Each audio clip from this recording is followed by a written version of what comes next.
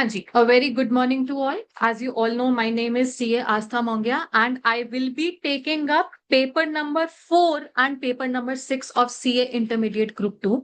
अभी हमारा paper number 4 that is cost and management accounting का session है. So let's talk about this subject. Subject का नाम है cost and management accounting. ठीक है? It's a fairly numerical subject. अब न्यूमेरिकल की जहां पर बात कर रहे हैं, एक बार लेट्स डिस्कस इसका पेपर पैटर्न. नोट करने की जरूरत नहीं है, सिर्फ समझ लो, बाद में ये चीज मिल जाएगी. हाँ जी, एज वी ऑल नो, हर सब्जेक्ट में हमारे पास 30 मार्क्स का एमसीक्यू है. एमसीक्यू पोर्शन में first 2 questions will be case studies carrying 10 marks और एक क्वेश्चन होगा 2 मार्क का. So there will be 5 questions in 1 case study. तो केस स्टडी नंबर 1 10 मार्क्स और उसके बाद केस स्टडी नंबर 2 10 मार्क्स, दोनों में 5 क्वेश्चंस 2 मार्क्स ईच के. और उसके बाद we will have 5 individual questions अलग अलग चैप्टर से होंगे, ऑल कैरिंग 2 मार्क्स. ठीक है जी, तो आपका टोटल 30 मार्क्स का एमसीक्यू बन गया and all of these are going to be numerical portion only. फिर हमारा शुरू होता है जी descriptive portion. Now descriptive portion में as we all know in each and every paper question number 1 is compulsory. Total 14 marks का होगा, but इस 14 मार्क्स में ब्रेकअप कुछ ऐसे होगा 5 + 5 + 4. ठीक है जी. और उसके बाद हमारे पास आते हैं question number 2 to question number 6. ये नंबर ऑफ क्वेश्चंस कितने हो गए? 5 में से हमको अटेम्प्ट करने हैं एनी 4, कोई भी 4. ठीक है, सभी 14 मार्क्स के होंगे. और आपका जो लास्ट क्वेश्चन होगा वो प्योरली थ्योरी होगा, अगेन विथ 5 + 5 + 4 का ब्रेकअप होगा. और जो बाकी के 4 क्वेश्चंस हैं, देखिए कई बार डिपेंड करता है, किसी क्वेश्चन में छोटी सी थ्योरी पूछ ली. ठीक है, इधर पॉसिबिलिटीज कुछ भी हैं आपके पास. ये 14 मार्क्स में it could be 10 + 4, it could be 8 + 6, it could be 7 + 7, what जो भी कॉम्बिनेशन बन सकता है 14 मार्क्स का. मोस्टली ये सब न्यूमेरिकल ही होता है, बट हो सकता है 4 नंबर के बीच में किसी क्वेश्चन में थ्योरी आ जाए. अदरवाइज वैसे प्योर थ्योरेटिकल क्वेश्चन नंबर 6 तो चल ही रहा है. सो ऑल इन ऑल हमारे पास इंक्लूडिंग चॉइसेस टोटल पेपर कितने मार्क्स का बनाया जा रहा है? 114 मार्क्स का, जिसमें से 14 मार्क्स की तो थ्योरी है ही, बाकी का 4-5 नंबर और भी आ सकता है. बट इवेंचुअली आपका 90+ मार्क्स का पेपर कितना बन गया? न्यूमेरिकल बन गया. नाउ मैं राइट अवे पहली क्लास में ही आपको बोलूंगी कि it is a numerical subject, हाथ की प्रैक्टिस मांगता है. अगर बचपन से हमको मैथ्स या अकाउंट्स करने की ये आदत है, पेज पलटा अच्छा ऐसे होता है, चल भाई आगे बढ़, वो आदतें भूल जाइए. अनलेस आप में से कोई मुझे ये गारंटी दे सकता है कि मैम हमारे अंदर फिट हो रखा है कंप्यूटर, आंखों से स्कैन करते हैं, दिमाग में फीड हो जाता है, पेपर में एग्जैक्टली उतार के आएंगे, फिर तो ठीक है. अगर अंदर कंप्यूटर नहीं है, नॉर्मल इंसान ही हो मेरी तरह, हम सबकी तरह, तो प्लीज हाथ की प्रैक्टिस चाहिए ही चाहिए होगी सब्जेक्ट में. ये नहीं करना होता घर जाके, अच्छा आज मैम ने अच्छा ये करवाया, पेज पलटा, ठीक ही करवाया जी, चल भाई आगे बढ़, बस स्कैनिंग कर ली, ये नहीं देखा कि आपको ठीक से करना आ गया कि नहीं आ गया, फिर कोई फायदा नहीं किया. राइट, चलिए जी, let's talk about the subject now. Cost and management accounting. अभी के लिए आप लोग वर्ड मैनेजमेंट हटा दीजिए, बच जाता है हमारे पास cost accounting. Now this is a new subject for all of you. अगर आप लोग +2 के बाद फाउंडेशन रूट से आ रहे हैं, हाँ बीकॉम में पढ़ा होगा, कोई बीकॉम रूट से अगर आ रहा है तो. अकाउंटिंग वर्ड तो खैर सभी नहीं पढ़ा हुआ है. अकाउंटिंग क्लास 11 से पढ़ते आ रहे हैं, अब तक पढ़ भी रहे हैं accounting. Can anyone of you define the word accounting to me? बिल्कुल 11वीं क्लास वाली डेफिनेशन चाहिए. एनीवन? थोड़े कीवर्ड्स ही बता दो. ट्रांजैक्शंस रिकॉर्ड करना, एक समराइज करना, रिकॉर्ड करने से पहले एक और वर्ड था आइडेंटिफाई करना. अब मिलजुल के बता दोगे क्या बन रहे हैं? इंटरप्रेटिंग को फिर रिकॉर्ड करने के बाद आता है समराइज करना एंड देन इंटरप्रेट करना. So the process of identifying, classifying, recording, summarising, interpreting, communicating, क्या क्या फाइनेंशियल ट्रांजैक्शंस. अच्छा जी, अब ना उन फाइनेंशियल ट्रांजैक्शंस में आप ये भी रिकॉर्ड करते थे, हाँ जी मटेरियल लाए, मेरे को बताना मटेरियल परचेज की जर्नल एंट्री क्या पास करते हो अगर हमने क्रेडिट बेसिस पर परचेज किया तो? Purchases to creditors. अच्छा जी, वेजेस इनकर्ड की एंट्री बता सकते हो अगर वेजेस पेड इन कैश है तो? Wages to cash. ठीक है जी, अब आप जो ये मटेरियल बोल रहे हो, वेजेस बोल रहे हो, ये खर्चे ही हैं, कॉस्ट को हिंदी में क्या बोलते हैं? खर्चा। और शुद्ध हिंदी में चले जाओ, लागत।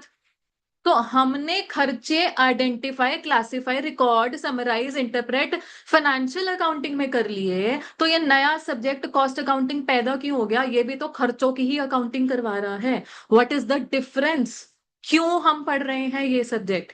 इसलिए पढ़ रहे हैं बिकॉज जो आप पढ़ते आए हैं फाइनेंशियल अकाउंटिंग, उसकी कुछ ना कुछ लिमिटेशंस थी। उन लिमिटेशंस को ये सब्जेक्ट दूर करेगा। नाउ फाइनेंशियल अकाउंटिंग की limitation number 1, it was just a postmortem of the events that has happened already. आपने क्या फाइनेंशियल अकाउंटिंग में जी एडवांस में फोरकास्टेड बैलेंस शीट बनाई है कभी? बैलेंस शीट बना रहे थे तो हिस्टोरिकली बना रहे थे ना, कभी फोरकास्ट तो किया नहीं। तो वो फोरकास्ट कॉस्ट अकाउंटिंग करवाएगी जी। अच्छा, आपने मुझे अभी अगर लेटर से वेजेस टू कैश की एंट्री बताई, और वहां पर वेजेस टू कैश की हमने सबसे पहले एंट्री पास कर दी लेटर से 20 लाख। फिर होता क्या है जी? जर्नल एंट्री के बाद क्या होता है? लेजर पोस्टिंग होती है, फिर ट्रायल बैलेंस। ट्रायल बैलेंस से चीजें ट्रेडिंग पीएनएल में चली जाती है। ठीक है, प्रोसेस तो आपने ये सीखा। But in the first place ये 20 लाख कैलकुलेट कैसे हुआ भाई? हमने कैसे डिटरमिन किया इस 20 लाख में आता क्या क्या है? वर्कर की बेसिक वेजेस आती हैं, बोनसेस आते हैं, कमीशन है, और क्या ना जाने बहुत सारी चीजें हैं। In the first place how this amount was calculated? ऐसे ही मटेरियल परचेज की आपने मुझे एंट्री बताई जी, परचेजेस टू क्रेडिटर। हमने 50 लाख का लेटर से मटेरियल ले लिया 1 साल में, बट वो 50 लाख का मटेरियल डिसाइड कैसे हुआ? हमें कैसे पता कि कितने मटेरियल लेना है जी? हमको 2 लाख किलो मटेरियल लेना है, ये कौन बताएगा? ये कॉस्ट अकाउंटिंग बताएगी। तो बस आपने रिकॉर्डिंग कर ली, बट वो amounts in the first place कैसे डिटरमिन हुई है, वो काम हमको सिखाएगा कॉस्ट अकाउंटिंग। ठीक। नाउ इन फाइनेंशियल अकाउंटिंग आप काम करते हो कंसोलिडेटेड। लेट अस से देयर इज वन ऑर्गेनाइजेशन और वो 4 प्रोडक्ट्स में डील कर रही है, एबीसीडी। अब जो पीएनएल बनेगा, पीएनएल के क्रेडिट साइड पर सेल्स लिखी जाएंगी, वो तो चारों प्रोडक्ट्स की टोटल रेवेन्यू लिखा जाएगा। डेबिट में जो खर्चे आएंगे वो टोटल लिखे जाएंगे। बट लेट अस से one of them is running unprofitable, मुझे कोई भी एक डिसकंटिन्यू करना है। फाइनेंशियल अकाउंटिंग में अकेला अकेला पीएनएल देखकर आप नहीं बता पाओगे कि कौन सा प्रोडक्ट है इसमें से लॉस मेकिंग प्रोडक्ट है जी जिसको डिसकंटिन्यू करना है। It is cost accounting that goes into so much detail. वो एक एक प्रोडक्ट के अपनी अपनी डिटेल जो है वो रिकॉर्ड करवाती है, जिससे हम ऐसे डिसीजन ले पाते हैं। ठीक है जी। लेट अस से एक ऑर्गेनाइजेशन की 10 ब्रांचेस हैं, 10 डिविजन है ऑल अक्रॉस इंडिया। अब ऑर्गेनाइजेशन या कॉर्पोरेट एंटिटी तो एक ही है। अगेन बैलेंस शीट जो बन रही है, पीएनएल जो बन रहा है, वो तो एक ही बन रहा है। हमें क्या पता कि अच्छा डिवीजन नंबर बी जो है वो खराब चल रही है, या डिवीजन नंबर एफ जो है वो बहुत बढ़िया चल रही है, इसके ऊपर ज्यादा फोकस होना चाहिए। वो फाइनेंशियल अकाउंटिंग नहीं बता पाएगी, वो कॉस्ट अकाउंटिंग बताएगी। ठीक है जी। तो yes there is some duplication involve, चीजों की खर्चे वगैरह रिकॉर्ड हो रहे हैं, बट देन अगेन जो फाइनेंशियल अकाउंटिंग की लिमिटेशन है वो यहाँ पर दूर हो जाती है। Now if I bring in the word management, see अकेला word cost accounting is just a clerical task. हमने खर्चे रिकॉर्ड कर लिए, दैट्स इट। उन रिकॉर्ड्स के बेसिस पर डिसीजन लेना कि ये प्रोडक्ट डिसकंटिन्यू कर दो, नया लेकर आ जाओ, वो मैनेजमेंट का डिसीजन होता है। हेंस जो भी डिसीजन मेकिंग काम होगा वो मैनेजमेंट का होगा। तो हम तो खैर कॉम्बिनेशन में पढ़ रहे हैं सब्जेक्ट को, हम चीजों को रिकॉर्ड भी करेंगे और हम उन रिकॉर्ड्स के बेसिस पर डिसीजन लेना भी सीखेंगे। ठीक है जी। So that's what the subject is about. Alright, now जैसे फाइनेंशियल अकाउंटिंग में आपके लिए मेन स्टेटमेंट्स क्या बनती हैं बच्चे? PNL, trading and PNL account बनता है, और क्या बनता है? बैलेंस शीट बनती है। अपार्ट फ्रॉम दीज और भी स्टेटमेंट बनती होगी, कैश फ्लो स्टेटमेंट वगैरह वगैरह। One of the main statements in cost accounting is called cost sheet. जो बच्चे स्पेशली बीकॉम से आ रहे हैं, बीकॉम में तो सबसे पहला चैप्टर ही कॉस्ट शीट का करवाया जाता है। ठीक है। Now I want you all to open your books please. Books open कीजिए।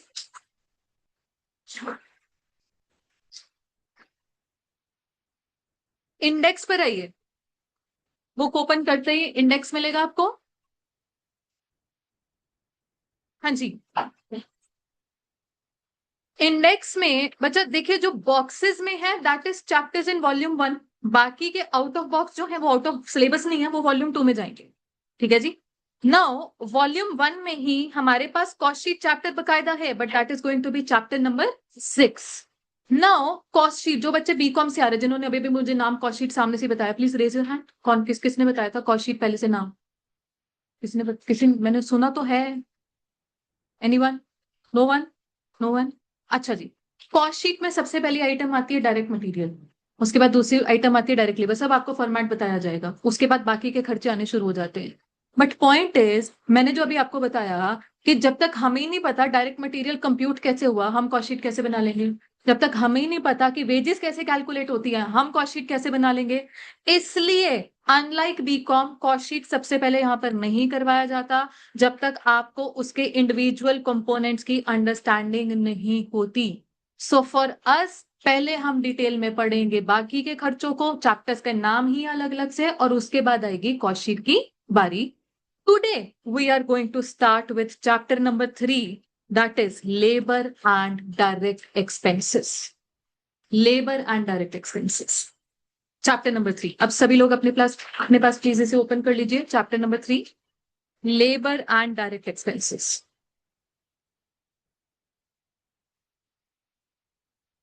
मिल गया सभी को?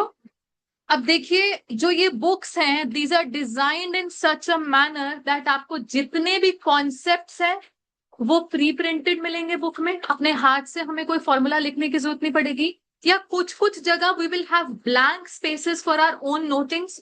बट देन अगेन, कॉपी में रेयरली कोई कॉन्सेप्ट जाता है, कॉपी में सिर्फ और सिर्फ हमारे क्वेश्चन के आंसर जाएंगे। All of the concept will be on in your book, so that कल को आपने रिवाइज करना है कि आपको एग्जैक्टली पता होगा, मुझे बुक में ही मिलेगा, मुझे अपने कॉपीज के, अपने खुद की कॉपीज के पेजेस पलटने की जरूरत नहीं पड़ेगी। Now what is this chapter about?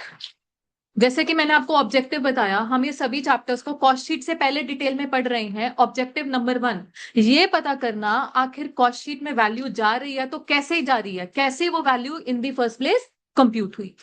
दूसरा ऑब्जेक्टिव ये है कि हम अपने कॉस्ट को कंट्रोल या रिड्यूस कैसे कर सकते हैं। Now, there is one word called cost reduction and there is one word called cost control. फर्क है दोनों चीजों में, cost control and cost reduction. Lemon sense में बता सकते हो क्या फर्क है? बढ़ाना है, कम करना है उसको। कंट्रोल हो गया बढ़ाना है या कम करना है, इक्विलिब्रियम में रखना है। Okay, anyone else? हाँ जी। हम्म, मतलब उसी को आप उस चीज को मेंटेन करना, बिल्कुल ठीक है। एक बार वर्ड कॉस्ट हटा दो, वेट लगा देते हैं, वजन। मैं बोलूं यार मुझे अपना ना वेट कंट्रोल करना है, मतलब क्या? उसको बढ़ने नहीं देना, मेंटेन करना है एट दी प्रेजेंट लेवल। और मैं बोलूं मुझे अपना वेट रिड्यूस करना है, मतलब अभी जो प्रेजेंट लेवल बना हुआ है उससे एक्चुअली कम लेकर जाना है। नाउ जब भी वेट रिडक्शन की बात आती है ना, हमेशा ये बोला जाता है ना, it should be done in healthy manner. ये ना हो आपकी हेल्थ की क्वालिटी खराब हो जाए। ऐसे ही जब भी सब्जेक्ट में बात की जाएगी कॉस्ट रिडक्शन की, कि खर्चे कम करने हैं, खर्चे कम करने का ये मतलब नहीं है कि कंजूसियां ही करते रहो जी। अभी भी प्रोडक्ट की क्वालिटी हमको मेंटेन करके रखनी है, क्वालिटी के साथ कोई कॉम्प्रोमाइज नहीं होना चाहिए। स्टिल आप अपने खर्चे कैसे रिड्यूस कर सकते हो, that is what cost reduction is about. ठीक है जी, ऑलराइट। सो पहला ऑब्जेक्टिव क्या था? कॉस्ट शीट में कोई वैल्यू जा रही है तो कैसे जा रही है। और दूसरा ऑब्जेक्टिव वो पर्टिकुलर खर्चा, जैसे कि इस चैप्टर में हम लेबर की बात करेंगे, how can labour cost be controlled और reduced. We are going to start with a topic on page number 3.7 और 3.8 हो सकता है वो। Just give me a second, please. 3.7, control over labor turnover। यहां पर वर्ड जो टर्नओवर है ना, प्लीज उसका मतलब हम रेवेन्यू से नहीं निकालेंगे। बोलते हैं ना इस कंपनी का 50 करोड़ टर्नओवर है, रेवेन्यू मतलब नहीं है। यहां पर हम टर्नओवर का मतलब वो रेशो से अभी फिलहाल नहीं निकाल रहे हैं, जैसे हमने बचपन में रेशोस पढ़ी थी, assets turnover ratio, capital turnover ratio, जिसको अगर रेशोस चैप्टर याद होगा तो। इसका कोई मतलब नहीं है। टर्नओवर की बात होती है सिंपली एम्प्लॉयज का आना और जाना। मैं आप में से पूछना चाहती हूँ कि किसी का भी कोई फैमिली मेंबर, कोई दोस्त वगैरह, कोई भी जानकार कॉर्पोरेट जॉब, प्राइवेट नौकरी में है? Please raise your hand, please raise your hand. बहुत सारे लोग हैं, बहुत सारे लोग हैं। ठीक है, ठीक है, okay, lower your hands please. Now अब बताओ कि किसी का कोई भी फैमिली मेंबर या जानकार सरकारी नौकरी में है? Please raise your hand. ठीक है जी, सरकारी नौकरी, सरकारी नौकरी, all right, all right. Now मैं अगर आपको खुद का एक एक्सपीरियंस बताती हूँ, माई articleship was in one of the big force, पीडब्ल्यूसी। नाम सभी ने सुना होगा, पीडब्ल्यूसी। पीडब्ल्यूसी में भी there is a very specific field called transfer pricing. अब होता है ना कि आप लोगों ने वर्डिंग ऐसे सुनी होगी स्पेशली अपने सीनियर से कि यार ये आर्टिकलशिप किस में करनी चाहिए, ऑडिटिंग में करनी चाहिए, टैक्सेशन में भी करनी चाहिए। टैक्सेशन में भी आ गया कि अच्छा डायरेक्ट टैक्स कर ले, इनडायरेक्ट टैक्स कर ले। डायरेक्ट टैक्सेशन का भी एक सेक्शन है ट्रांसफर प्राइसिंग पर, कहने को वो सेक्शन जो है एक ही सेक्शन है पूरे एक्ट में, बट उसकी एप्लीकेशन इतनी ज्यादा वास्ट है कि बिग फोर्स ने एक सेपरेट डिपार्टमेंट क्रिएट किया हुआ है, तो उनके लिए कॉर्पोरेट टैक्सेशन अलग डिपार्टमेंट चल रहा है, बट ट्रांसफर प्राइसिंग उन्होंने एक अलग डिपार्टमेंट क्रिएट किया हुआ है क्योंकि बहुत सारे उनके क्लाइंट्स हैं जिनको ये सेक्शन अप्लाई करता है। तो मेरी रिक्रूटमेंट ट्रांसफर प्राइसिंग डिपार्टमेंट में हुई थी। नाउ नॉर्मली जो भी रिक्रूटमेंट प्रोसेस होता है आपने सुना ही होगा जी, सबसे पहले तो जी रिटन एक एप्टीट्यूड टेस्ट होता है, उसके बाद जीडीज होती है, उसके बाद 3 इंटरव्यू राउंड्स होते हैं, HR round, technical round. Now I being just an article जिसने अभी अभी इंटर पास करी है और उस ट्रांसफर प्राइसिंग हमारे पास इंटर में नहीं होता अल्टीमेटली, तो नॉलेज मुझसे एक्सपेक्टेड भी नहीं थी, तो technical round was just a formality. But हाँ, टेक्निकल राउंड भी होता है वैसे, ठीक है। उसके बाद जब सिलेक्शन हो गई, सो उस जमाने में पीडब्ल्यूसी के पास जो उनके ऑफिसेस थे दे वर सिचुएटेड इन 2 बिल्डिंग्स। अगर आप गुड़गांव में जस्ट एंट्री लेते हैं तो लेफ्ट हैंड साइड पे साइबर हब आता है, अगर जो भी बच्चे गुड़गांव गए होंगे उनको पता होगा, लेफ्ट हैंड साइड पे साइबर हब आता है। तो उसमें एक तो गोल सी बिल्डिंग है, उसका नाम है 10C, वैसे बिल्डिंग के नंबर्स हैं, और एक बिल्डिंग थी 8A। 10C में भी इनके पास 17वां और 18वां फ्लोर था, और 8A में भी 7वां और 8वां फ्लोर इनके पास था। तो टोटल 4 फ्लोर्स थे पीडब्ल्यूसी के पास, जिसमें वो अपना पूरा ऑडिटिंग, अपना टैक्सेशन वगैरह सब कुछ ऑपरेट कर रही थी इन गुड़गांव। ठीक। तो जब सिलेक्शन हो गई, पहले दिन मुझे बुलाया गया बिल्डिंग 8A में, वहां पर मेरे साथ और भी नए नए लोग थे, जैसे अलग अलग डिपार्टमेंट के थे, अलग अलग डेजिग्नेशन के थे।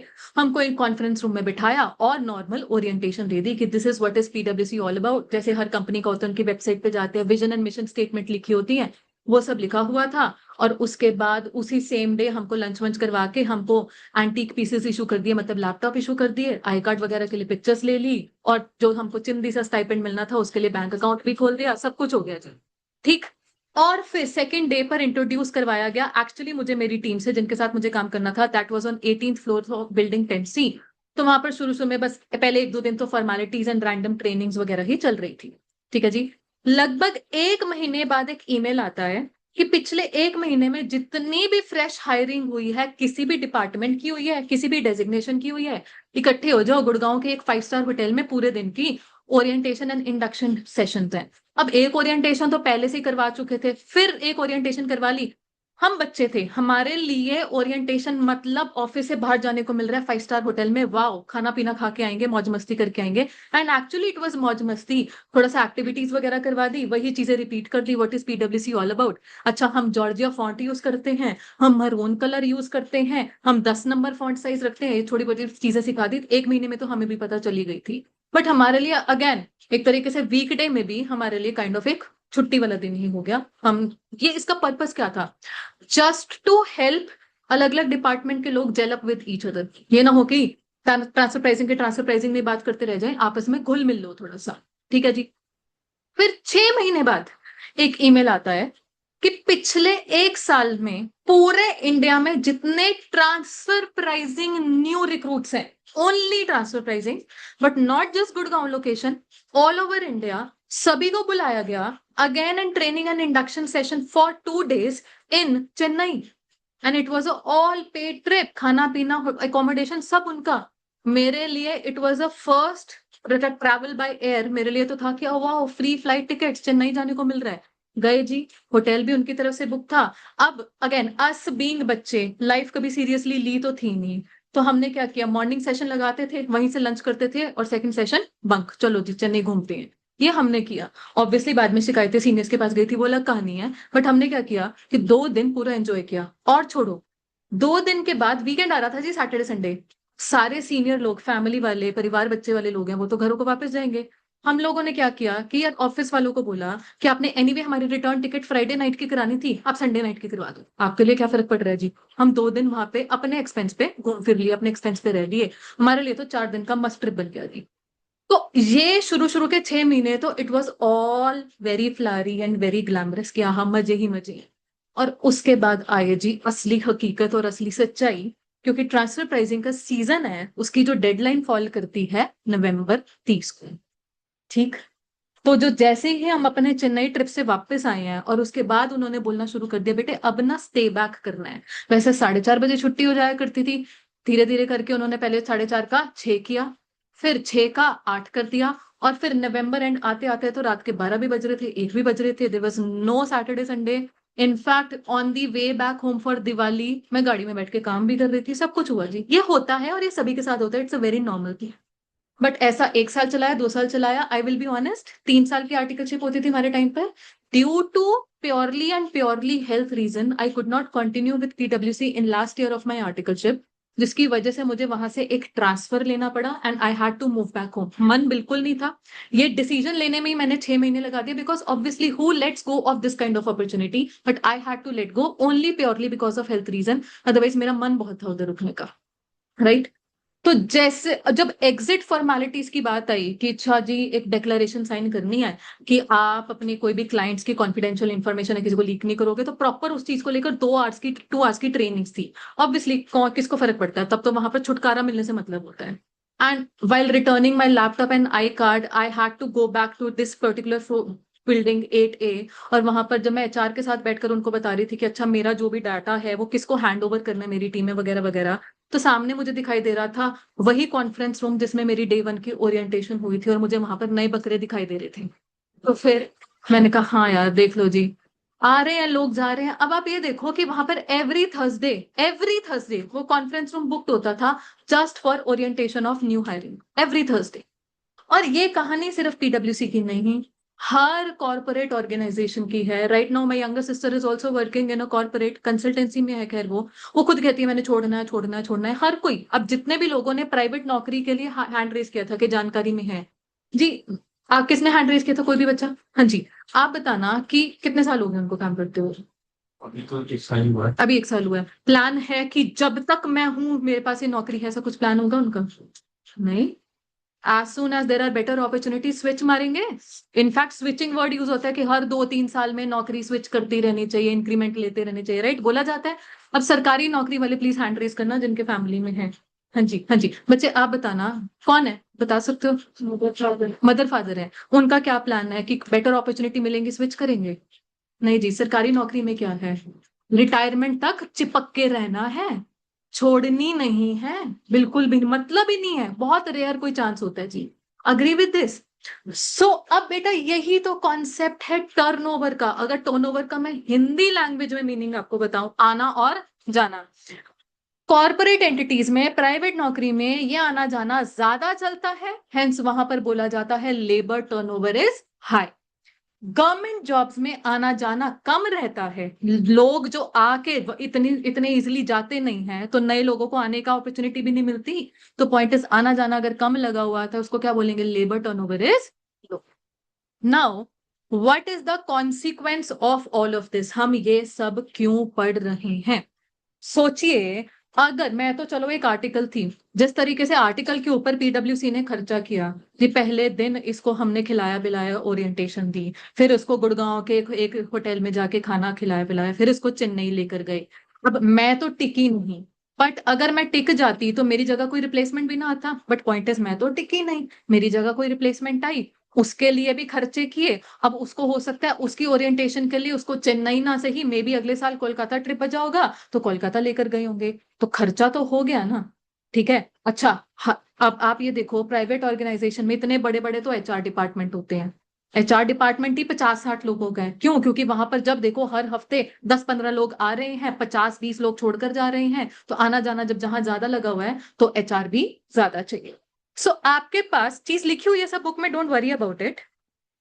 अगर तो in the first place turnover हमारे पास हाई चल रहा है, so there is something called replacement cost.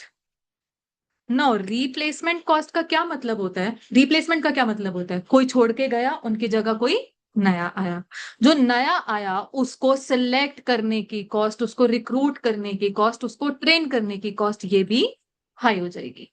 But आप सोचिए, अगर मुझे इस कॉस्ट को कम करना है, मेरा ऑब्जेक्टिव है कि मुझे रिप्लेसमेंट कॉस्ट को कम रखना है, ठीक है, मतलब मुझे टर्नओवर कम चाहिए। अब टर्नओवर कम करने के लिए भी खर्चे करने पड़ेंगे। सरकारी नौकरी क्यों इतनी लुक्रेटिव अपॉर्चुनिटी है? क्यों बेटा, आप ही बताना। मदर फादर के पास है सरकारी नौकरी, why is it is lucrative opportunity? क्यों नहीं छोड़ना चाहेगा कोई भी? हाँ जी, जॉब सिक्योरिटी है, बेनिफिट्स हैं। बेनिफिट्स जो प्रोवाइड कर रही है सरकार, वो बेनिफिट्स प्रोवाइड करने के लिए सरकार को भी तो खर्चा लग रहा है। No, that is what is called preventive cost बच्चे। Preventive as the name suggest, ताकि लेबर टर्नओवर प्रिवेंट हो सके, इसलिए वो अपनी तरफ से लेटर से कोई भी हेल्थ कैंप्स लगा देगी, कोई भी ऐसे एक्स्ट्रा करिकुलर एक्टिविटीज वाले कैंप्स लगा देंगे, कोई भी खर्चे कर देगी जिससे कि लोगों का मन लगा रहे। लोगों का मन लगा रहे तो in the first place turnover कम होगा, टर्नओवर कम होगा, हेंस रिप्लेसमेंट कॉस्ट भी कम होगा, तो प्रिवेंटिव कॉस्ट वो अच्छे खासे इनकर करेगी।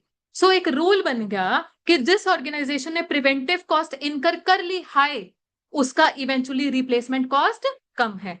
बट जिसने प्रिवेंटिव कॉस्ट में कंजूसी कर ली, उसका अल्टीमेटली रिप्लेसमेंट कॉस्ट तो ज्यादा होगा ही होगा। तो यही बात आपके पास लिखी हुई है, एक बारी मेरे साथ साथ पेज नंबर 3.7 पर आइए, देखिएगा। There are two types of cost associated with labour turnover. First one is preventive and second is replacement. Now ये बोला गया, if preventive cost are high, preventive cost किस लिए? प्रिवेंटिव का मतलब क्या होता है? जिससे लेबर टर्नओवर प्रिवेंट हो सके, अवॉइड हो सके। हेंस अगर ये खर्चा अच्छा खासा इनकर किया है तो लेबर टर्नओवर लो होगा, हेंस रिप्लेसमेंट कॉस्ट भी लो होगा। अगर इस खर्चे में कंजूसी कर दी, प्रिवेंटिव कॉस्ट में कंजूसी कर दी, तो टर्नओवर हाई होगा, हेंस रिप्लेसमेंट कॉस्ट भी हाई होगी। बात समझ में आ गया जी? Now let's discuss a proper formal definition of the word labor turnover. आपके पास बिल्कुल टॉप पर लिखी हुई है, it is the rate of change in the composition of labor workforce during a specified period. Let us say I have a workforce of average 1,000 people. तो वो 1,000 people में change कितना हुआ, कितने लोग छोड़कर गए, कितने लोग नए आए, it is a percentage, it is a rate. वो रेट मुझे बताएगा। वो रेट क्या बताएगा, देखिएगा। Let us say I have calculated a percentage 5%. हर ऑर्गेनाइजेशन में कुछ ना कुछ एक टॉलरेबल रेट होता है जी। टॉलरेबल रेट मतलब एक्सेप्टेबल। लेट अस से अगर हम सरकारी नौकरी की भी बात कर रहे हैं, तो वहां पे भी तो कभी ना कभी कोई रिटायर होगा। रिटायर हो गया तो मतलब चला गया ना, अब उसकी जगह भी कोई नया आएगा, तो थोड़ा सा आना जाना तो उधर भी चल रहा है, थोड़ा सा टर्नओवर तो उधर भी चल रहा है। लेट अस से टॉलरेबल 3% है। अगर एक ऑर्गेनाइजेशन का एक्चुअल टर्नओवर टॉलरेबल से ऊपर चला गया, तो उसके लिए वो सोचने वाली बात है। लेटर से एक ऑर्गेनाइजेशन के लिए टॉलरेबल 3% तक है, उनका आया ही 1.2% है, तब सोचने वाली बात ही नहीं है जी। ठीक है जी। सो दैट इज वाई अब हमारे पास टॉपिक चलेगा, how to calculate labour turnover rate. ये परसेंटेज 5% या 1.2% आती कैसे है, what is the formula, what is the concept behind it, तो वो हम पढ़ेंगे measurement. That is the first proper numerical topic for you. But before we start with it, I want you all to take a reading of this printed portion. बच्चा एक मैं चीज बोल रही हूं, ध्यान से सुनिएगा। जस्ट बिकॉज आपको कुछ एक ये थ्योरी सा लग रहा है, please do not take it as कि अरे ये तो थ्योरी है, मैम ने पेपर पैटर्न में बताया था थ्योरेटिकल क्वेश्चन ना चॉइस में आता है तो शायद छोड़ भी सकते हैं ऐसा। जी, वो प्योर जो थ्योरी होती है ना, वो आपको इस बुक में मिलने भी नहीं वाली है। आपको स्कैनर्स इशू होंगे, स्कैनर में एनीवे क्वेश्चन आंसर फॉर्म में आपको थ्योरी क्वेश्चन मिलेंगे, आपको थ्योरी पोर्शन तो वहीं से तैयार करना है। आप ये समझ लो, if something is there in your book, it has a logic behind it. ये न्यूमेरिकल कॉन्सेप्ट से रिलेटेड पोर्शन ही है। Just because it is printed already और आपको पैराग्राफ के फॉर्म में लग रहा है, तो ये ना सोचना कि अच्छी बेकार की चीज है, तो थ्योरी है, कुछ ना किसी रीजन की वजह से लिखी हुई है, आपका टाइम बचाने के लिए बेसिकली प्रिंटेड तौर पे छापी गई है। तो इसको आराम से पढ़िए, एक बारी समझिए, and let me know if anything needs to be repeated.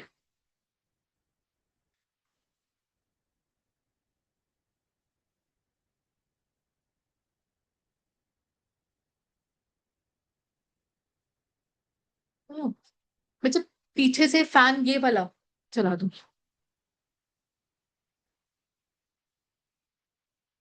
हाँ जी। हाँ, वैसे मुझे ये वाला फैन नहीं चाहिए। Do you guys need it? Comfortable?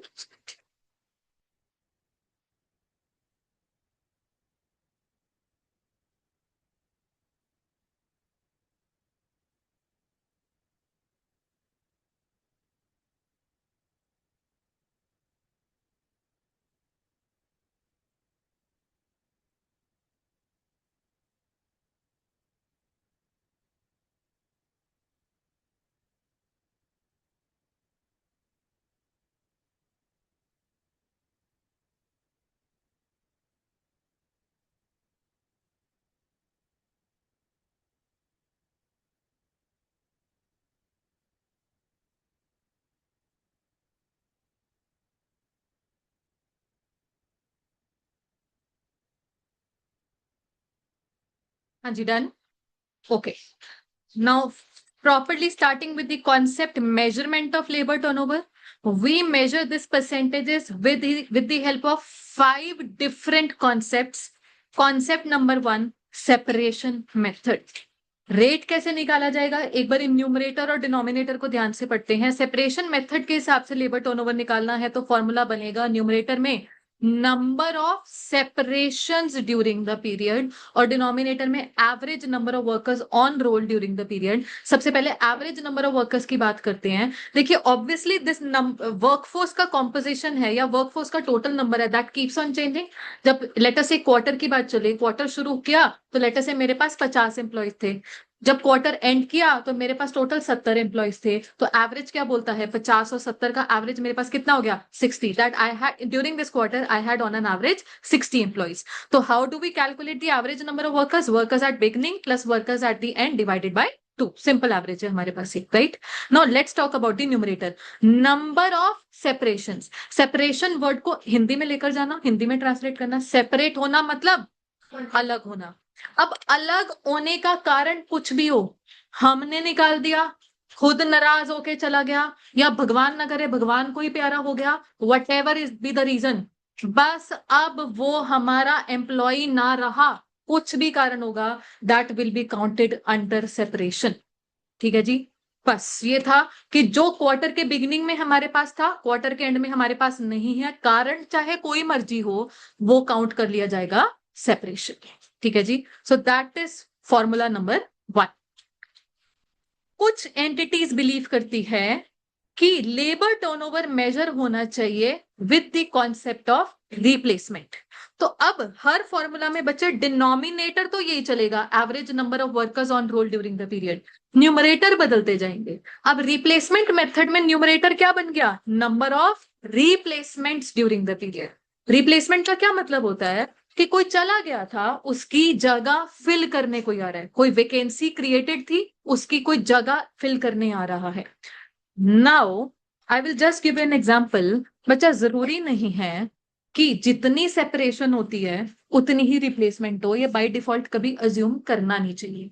Late us से इन quarter number 2 of the year separate हो गए थे 50 people. During this particular quarter इस 50 में से जो सीटें खाली हो गई उसमें से 40 लोग ही आ पाए हैं. तो पॉसिबिलिटी है 10 post could not be filled yet eight the end of the quarter. तो जरूरी नहीं होता सेपरेशन और रिप्लेसमेंट हमेशा एक साथ चलेंगे या एक ही नंबर चलेगा. This number could be different. Also कभी ये भी ना कंफ्यूजन हो, sometimes number of replacement can be more than number of separation in a quarter. कारण क्या, कि लोग चले तो पिछले क्वार्टर में गए थे जी, सेपरेशन काउंट होगी थी क्वार्टर 1 में, बट उन लोगों की जगह जो न्यू हायरिंग आई है, रिप्लेसमेंट आई है, वो आई है अगले क्वार्टर में. तो रिप्लेसमेंट कब काउंट हो गई, क्वार्टर 2 में. बट इन्हीं लोगों की सेपरेशन कब ऑलरेडी काउंटेड थी, क्वार्टर 1 में. तो पिछले क्वार्टर की जो सेपरेशन है उसकी रिप्लेसमेंट करंट क्वार्टर में आई है, तो ये नंबर अप भी जा सकता है. हम ये नहीं बोलेंगे क्वार्टर 2 में तो 50 ही लोग ही गए थे जी. तो कोई आपस में लेना देना ज्यादा नहीं है. नंबर ऑफ सेपरेशन अलग चीज है, नंबर ऑफ रिप्लेसमेंट अलग चीज है. With me so far. Separation मतलब जो लोग अलग हो गए, रिप्लेसमेंट मतलब जो लोग चले गए उनकी जगह कोई आ रहा है. नाउ अभी मैं फ्लेक्स मेथड स्किप करवा रही हूं आपको. अगले पेज पर आइए. There is something called new recruitment. New recruitment, new recruitment का मतलब ऑर्गेनाइजेशन एक्सपैंड करती है, ड्यू टू एक्सपेंशन उसने न्यू पोस्ट क्रिएट की.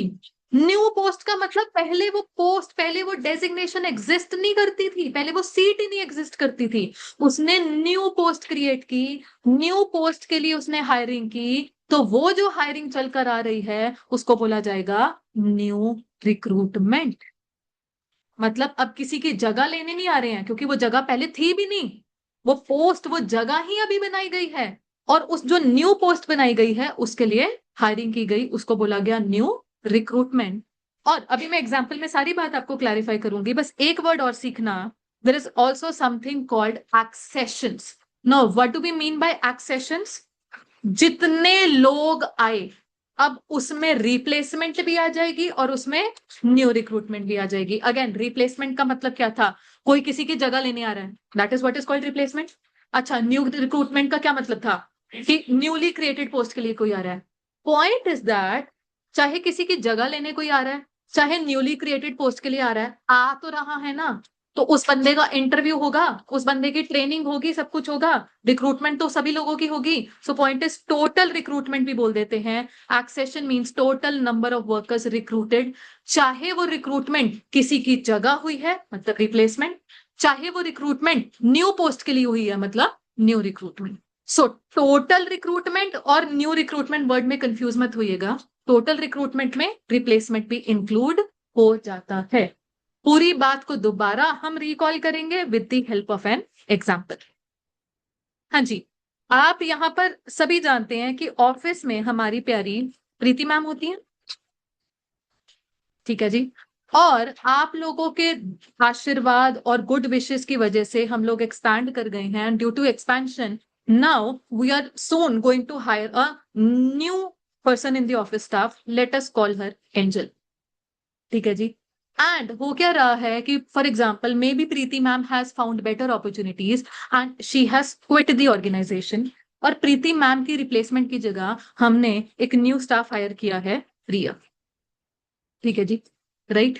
अच्छा, मैंने आपको कहानी क्या बताई, फिलहाल हमारे पास प्रीति मैम है एंड हमने एक्सपैंड भी करना है, तो एक्सपेंशन के तौर पे एंजल को हायर किया जाएगा, और प्रीति मैम छोड़ के जाने वाले हैं तो प्रीति मैम की जगह प्रिया आएगी। If I ask you what is the number of separation in this process, 1 separation हुई है, एक, कौन, Preeti ma'am. If I ask you what is the replacement in this example, replacement का नंबर है 1, नाम Priya. If I ask you कोई new recruitment हुई है, कौन, वो भी 1 है, Angel. No if I ask you accession कितनी हुई है बेटा, तो एक्सेशन का मतलब क्या होता है, रिप्लेसमेंट प्लस न्यू रिक्रूटमेंट, कि नए बंदे हमारे पास यहां पर कौन है, एंजल और प्रिया, हेंस एक्सेशन इज। तो क्लियर विद द एग्जांपल, अभी तक जो भी टर्मिनोलॉजी आपने सीखी दोबारा से रिकॉल करते हैं। सेपरेशन मतलब जो चला गया, रिप्लेसमेंट मतलब जो चला गया उसकी जगह कोई आ रहा है, न्यू रिक्रूटमेंट मतलब बिल्कुल ही न्यू पोस्ट के लिए न्यू न्यू हायरिंग हुई है। एक्सेशन मतलब replacement plus new recruitment, clear है यहां तक।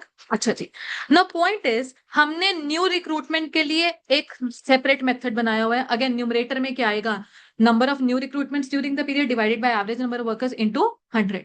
Now technically this should not be a concept for calculating labour turnover, reason being labour turnover अक्सर देखा जाता है आना और जाना, एंड बोला जाता है if it is high it is a matter of concern to the organisation, right. But अगर इस मेथड की वजह से नंबर बड़ा हाई आ रहा है, why should it be a matter of concern to the organisation, क्योंकि न्यू रिक्रूटमेंट ज्यादा होना तो अच्छी बात होती है ना। न्यू रिक्रूटमेंट मतलब कंपनी एक्सपैंड कर गई है, कंपनी एक्सपेंशन की वजह से नए बंदे हायर कर रही है, तो ये नंबर हाई भी आ सकता है। बट अगर ये हाई आ भी गया तो चिंता करने वाली बात नहीं है। हाँ, सेपरेशन मेथड की वजह से रेट हाई आ रहा है, वो चिंता करने वाली बात है। हाँ, रिप्लेसमेंट मेथड की वजह से रेट हाई आ रहा है, वो चिंता करने वाली बात है। बट न्यू रिक्रूटमेंट का नंबर हाई आना कोई चिंता वाली बात नहीं है। तो एक लाइन आपके पास लिखी गई है कि टेक्निकली ये लेबर टर्नओवर में बहुत ज्यादा प्रॉब्लम क्रिएट नहीं करता, बट स्टिल इसको काउंट कर लिया जाता है। कारण क्यों, लेबर टर्नओवर की पहली जो डेफिनेशन आपने पढ़ी पिछले पेज पर, पढ़ना जरा, बिल्कुल पहली line, labour turnover, rate of change in the composition of workforce. Let us say I started with a staff of 50 people and by the end of the quarter expansion वगैरह सब करने के बावजूद मेरे पास ये 200 लोग हो गए हैं, ऑब्वियसली नंबर ऑफ पोस्ट मैंने बढ़ा दी है, राइट। कहीं ना कहीं मेरी कॉम्पोजिशन तो चेंज हुई है ना। नाउ एट द एंड जो मेरी कॉम्पोजिशन है, लेटर से मैं कह दूं सेपरेशन कोई नहीं थी, रिप्लेसमेंट कोई नहीं थी, 50 लोग ये तो थे, 150 लोग नए आ गए हैं, अब कंपनी कहीं ना कहीं सोचेगी कि 200 के कॉम्पोजिशन में क्या है कि ज्यादातर लोग तो नौ सीखिए अनट्रेन्ड अनस्किल्ड पीपल हैं, तो कहीं ना कहीं कंपनी को ये चीजें भी पता होनी चाहिए। आफ्टर ऑल वर्कर की कॉम्पोजिशन तो चेंज हो गई ना, कितने वर्कर पुराने सीखे सिखाए हैं, कितने नए आ रहे हैं। तो अब क्या हो गया जी, पहले जब स्टार्ट किया था तब तो सारे सीखे सिखाए पुराने लोग थे, अब जब एंड तक पहुंचे हैं 200 लोग पर तो आ गए हैं, पर 200 में से मेजोरिटी जनता नई जनता है, अनट्रेड जनता है। तो somewhere this also matters, composition of workforce has changed, it does not have 100% trained people anymore जो कि क्वार्टर के बिगिनिंग में थे।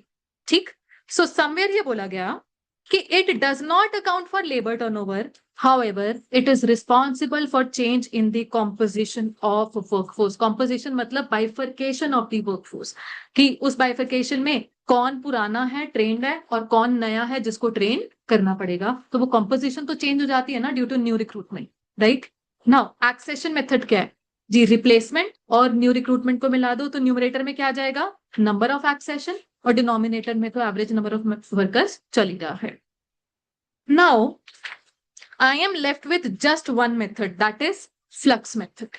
Now flux is a physics term, वहां पर फिजिक्स में ना इसका मतलब यूजुअली चेंज से होता है, या इंग्लिश में भी बात करते हैं something is in a state of flux, मतलब something is in a state of change. तो फ्लक्स का मतलब हमेशा चेंज से होता है, बट इधर भी वैसे भी लेबर टर्नओवर की बेसिक डेफिनेशन में भी तो चेंज वर्ड ही है, तो ऐसे फ्लक्स का कोई स्पेसिफिक मीनिंग नहीं है।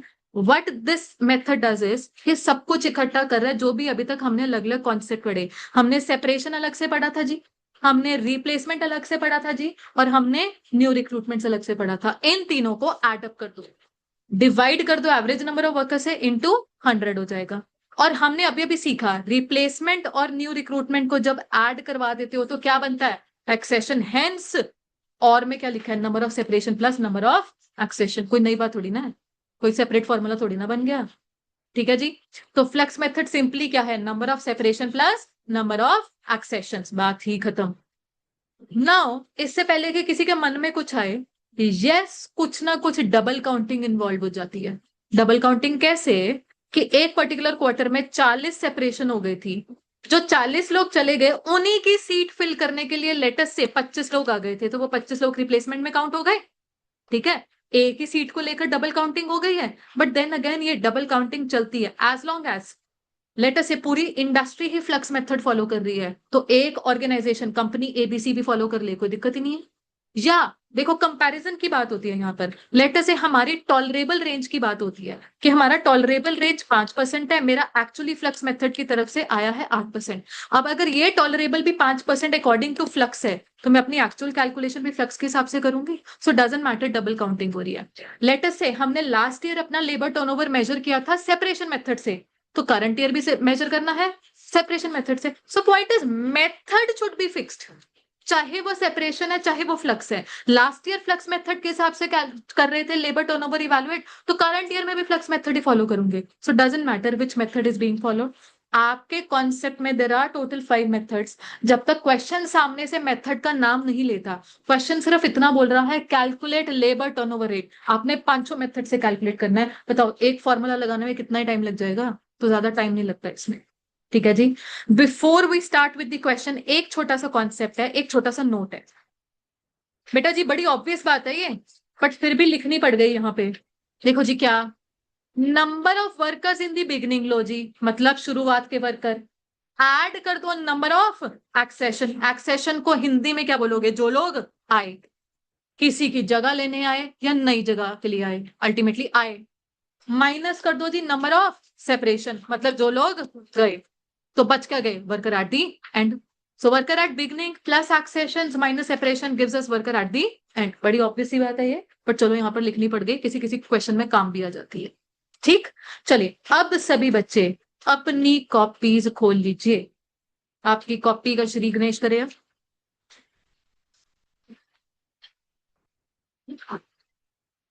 हाँ जी, चैप्टर की सुंदर सुंदर हेडिंग डालिए,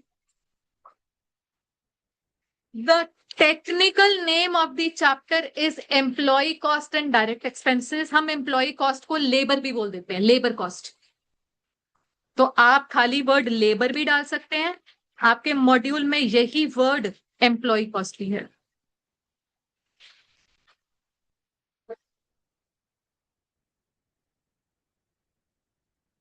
ठीक।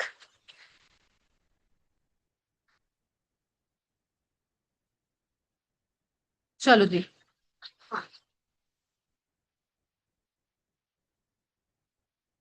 Question number 11। Question number 11 please.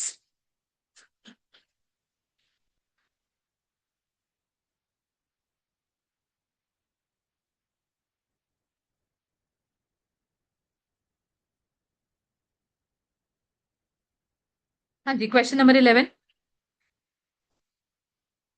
पढ़ते हैं जी। From the following information calculate labour turnover rate, number of worker as on 1st January 2013 7600, number of worker as on 31st December 2013 8400, during the year 80 workers left while 320 workers were discharged, full stop लगा लीजिएगा यहाँ पर, full stop। हाँ जी, हिंदी में साथ साथ, during the year 80 workers left, खुद से चले गए, 320 को हमने निकाल दिया। 1200 वर्कर्स, अगला सेंटेंस है, 1200 workers were recruited during the year. Of these 300 workers were recruited because of exits and rest were recruited in accordance with the expansion plan। पूरा सेंटेंस क्या है? 1200 लोग रिक्रूट किए थे, हायर किए थे। ऑफ दीज, इस 1200 में से 300 लोग हायर किए गए ड्यू टू एग्जिट, मतलब पुराने लोग चले गए थे इसलिए भी आए, तो 300 क्या बन गया? रिप्लेसमेंट। कह रहे हैं जो बचा, कितना बचा? 1200 में से 300 निकालो, 900। जो बचा वो आया ड्यू टू एक्सपेंशन प्लान, क्योंकि एक्सपेंशन हुई, न्यू पोस्ट क्रिएट हुई, हेंस 900 क्या बन गया? New recruitment. अब क्वेश्चन ने हमसे पूछा क्या है? Calculate labour turnover rate. Method का नाम लिया नहीं, तो 500 मेथड से आंसर देना है, बट मेथड लगाने की जल्दबाजी नहीं करनी है। पहले अपनी तरफ से आप सारा डेटा क्लैरिफाई करो जी। हर मेथड के डिनोमिनेटर में क्या आता है? लिखो, लिखो एवरेज नंबर ऑफ वर्ड्स। छोटी छोटी वर्किंग्स जितनी क्लियर कट आप अपने सामने रखोगे, आप ही की बेहतरी है, गलती नहीं होगी जी। भले ही फॉर्मूला ना लिखो, ये छोटा सा फॉर्मूला, क्योंकि एवरेज सीधी सी बात है, worker at the beginning plus worker at the and, चाहे बेशक ये ना लिखो फॉर्मूला, न्यूमेरिकल वैल्यू सीधी लगा दो। 7600 प्लस 8400 डिवाइडेड बाय 2 कितना आ गया? 8000। और अपनी क्लैरिटी के लिए आप ना वो चीजें फिगर आउट कर लो जो कि अलग अलग एलिमेंट्स चाहिए, अलग अलग न्यूमरेटर बनते हैं बेसिकली। हाँ जी, नंबर ऑफ सेपरेशंस 400, तो लिखकर बताओ, 80 प्लस 320 400। ठीक है। अगला सेंटेंस क्या कह रहा है? 1200 वर रिक्रूटेड, तो 1200 क्या बन गया मेरे पास? एक्सेशन, टोटल रिक्रूटमेंट जी 1200। अब एक्सेशन, एक्सेशन के ब्रैकेट में अभी पहले क्वेश्चन में मैं आपकी हेल्प के लिए टोटल रिक्रूटमेंट वर्ड लिख रही हूँ जी। अब इस 1200 की बाइफर्केशन क्या है? 300 आए थे ड्यू टू एग्जिट, मतलब वो हो गए नंबर ऑफ रिप्लेसमेंट्स। ठीक है जी। और नंबर ऑफ न्यू रिक्रूटमेंट्स 900। चलो जी, अब लगाएंगे हम अपने मेथड्स।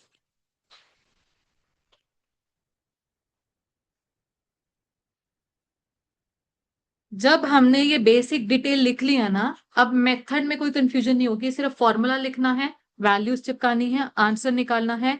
फॉर्मूला लिखने में कोई कंजूसी नहीं करेंगे, ऐसा नहीं है कि फॉर्मूला आता तो है सीधा न्यूमेरिकल वैल्यू चिपका, जी नहीं। हर क्वेश्चन में, हर बच्चे की कॉपी में फॉर्मूला पहुंचना चाहिए।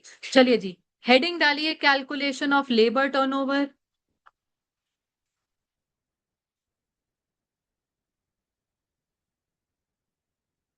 मेथड की सीक्वेंस ऊपर नीचे कुछ भी कर लो, बट पांचों मेथड लगाने हैं, कहीं से भी स्टार्ट कर सकते हो।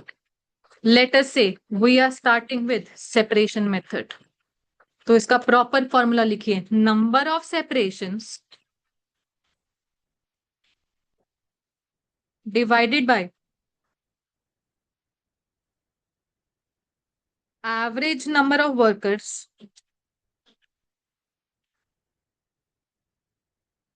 इनटू 100। हाँ जी, अब बताइए न्यूमेरिकल वैल्यू।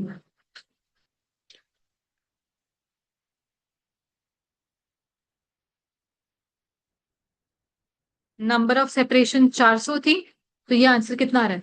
5%। ऐसे ही कंटिन्यू कीजिए with the other methods also. Replacement method लगा सकते हो, जो मेथड आपको लग रहा है लगा दो पहले। सीक्वेंस का कोई इशू नहीं है, लगाने पांचों मेथड से। टेक योर ओन टाइम, जल्दबाजी नहीं है कोई भी। पहले आंसर बताने पर कोई चॉकलेट नहीं मिल रही किसी को, तो आराम आराम से काम करो।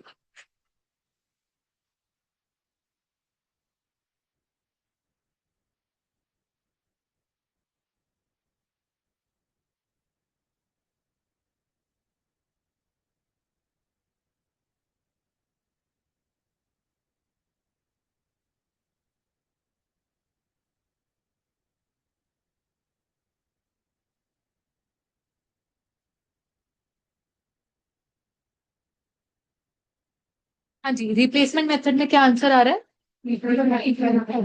3.75। Okay, next.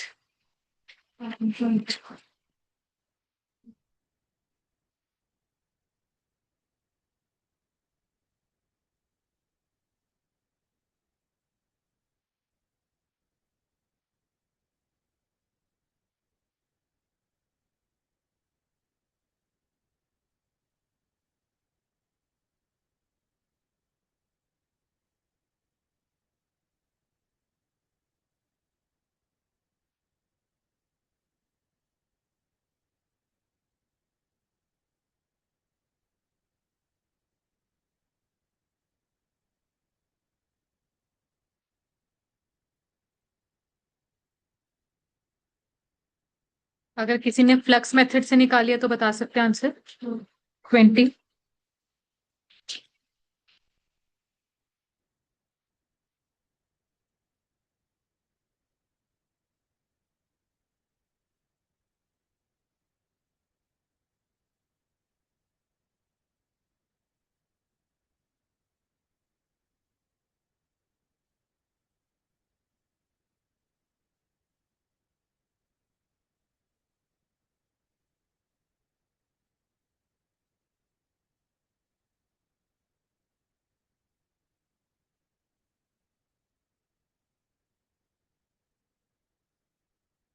New recruitment method से आंसर क्या आ रहा है बच्चे?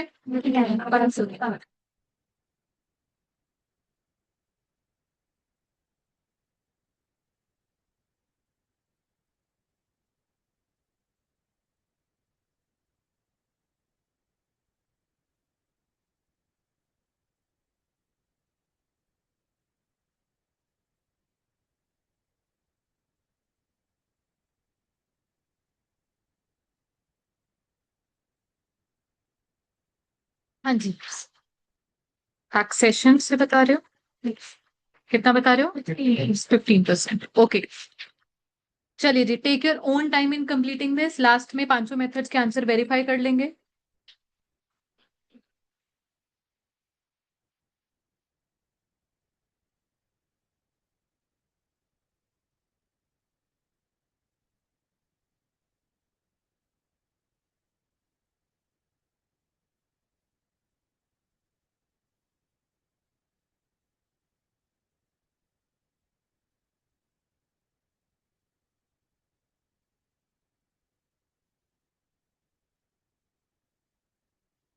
कैलकुलेटर सभी के पास है ना?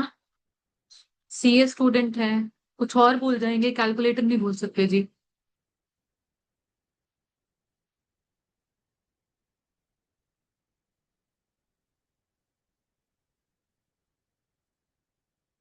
ऑल राइट, आंसर्स वेरीफाई करें।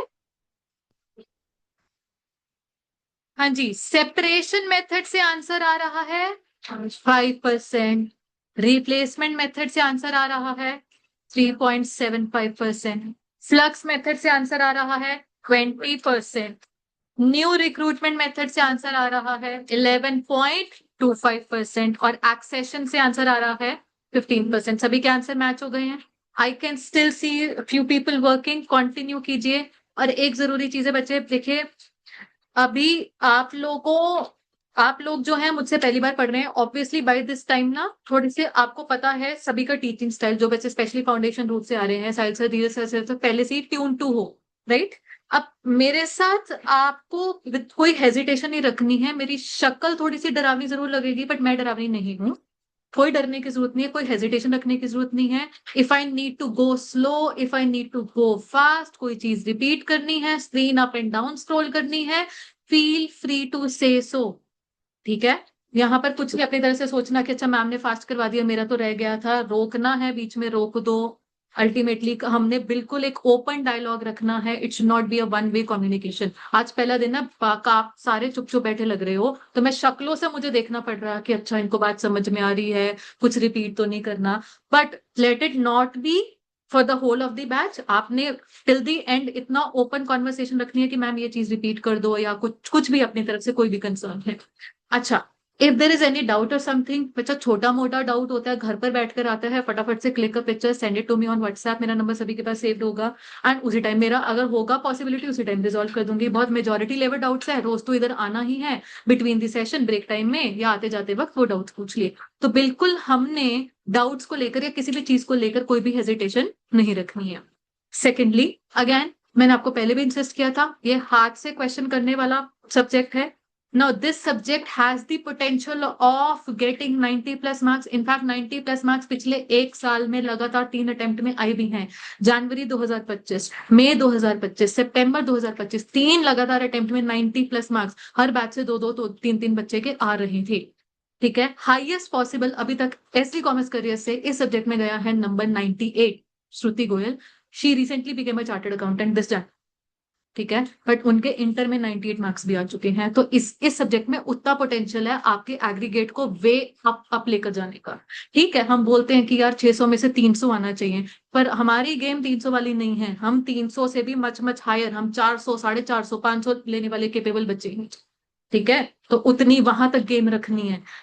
एटलीस्ट इस सब्जेक्ट में तो मैं कहती हूँ यार, कोई ऐसा बच्चा नहीं होता जिसके 40 ना आए, बट हमारी बात तो 40 की चलती ही नहीं है। हमने बात ही 80-90 की रखनी है, सीधी सी बात है। तो ये वैसा सब्जेक्ट है, बट 80-90 कैसे आएगा?